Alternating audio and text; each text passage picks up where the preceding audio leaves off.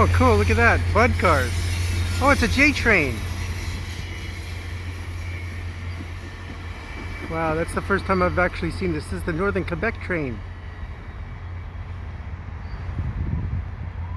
Leaving Central Station. Wow. I don't think I've ever gotten it here. It heads up to Jonquere and Senetiere. Those two trains, they split apart at Harvey Junction. So that's why you have an F40PH, a couple of cars, and then another F40PH and a few more cars. So if you like what I do, please subscribe to Cool Trains in Montreal. Have a good day.